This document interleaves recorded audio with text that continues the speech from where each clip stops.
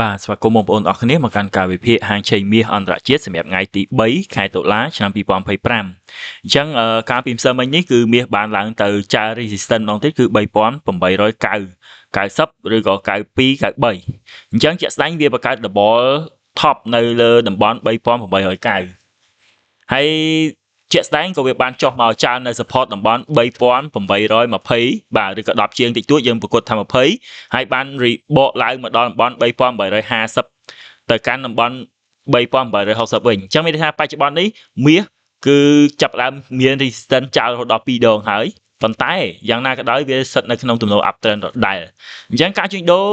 សម្រាប់ថ្ងៃនេះក៏យើងនៅតែចាំទិញដែរគឺមានន័យថាចាំទិញនៅតំបន់ទី1គឺ3830ទៅកាន់តំបន់3825អញ្ចឹងគឺជាតំបន់ទី1ដែលបងប្អូនអាចរងចាំទិញវា symmetry ជាមួយនឹង trend line ដែលយើងបាន swing low ចំនួន2ដងនេះអញ្ចឹងនៅក្នុងតំបន់នេះបងប្អូនអាចរងចាំទិញបានប៉ុន្តែក្នុងករណីដែល break តំបន់3830ឬក៏20ជាងនេះមាសអាចនឹងបន្តធ្លាក់មករកតំបន់3800ឬក៏អាចបន្តមកដល់តំបន់3790ណាអញ្ចឹងតំបន់ទី2ដែលយើងអាចចាំទិញចុងក្រោយមិនមែន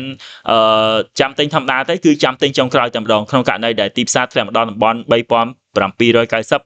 ឬក៏3780បងប្អូនអាចចាំទិញហើយក៏វាជា zone ចុងក្រោយក្នុងការទិញដែរបើក្នុងករណីថ្ងៃនេះមាសអាចធ្លាក់ផុតតំបន់3780មានន័យថាមាសអាចនឹង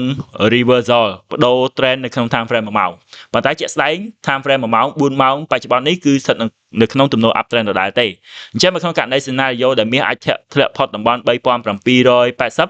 មានន័យថាមាសអាចនឹង reversal ឬក៏ផ្លាស់ប្ដូរទំនោរមកទៅជា down trend វិញបាទ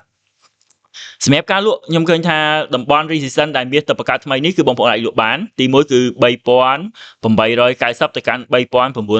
ញ្ចឹងគឺជាតំបន់បងប្អូនអាចលក់ប៉ុន្តែលក់នៅតំបន់នេះក៏យើងរៀងប្រមានបន្តិចដែរពីព្រោះថាទំនោរវា uptrend អញ្ចឹងការលក់នៅតំបន់នេះយើងអាច TP ត្រឹមតែ10លេខទេមានន័យថាបើសិនជា sell នៅ3900បងប្អូន TP នៅ3890បើបងប្អូន sell នៅតំបន់3890បងប្អូន TP នៅតំបន់3880ហើយចំណែកលក់ចុងលក់មួយទៀតគឺខ្ញុំគិតថាបើក្នុងករណី break តំបន់3900បងប្អូនអាចលក់នៅ3920បាទអញ្ចឹងជាតំបន់ចុងក្រោយអញ្ចឹងការវិភាគបច្ចេកទេសរបស់ខ្ញុំគឺមានតែប៉ុណ្្នឹងទេជូនពរបងប្អូនទាំងអស់គ្នាជួញដូរឲ្យចំណេញគ្រប់គ្នានៅក្នុងថ្ងៃនេះ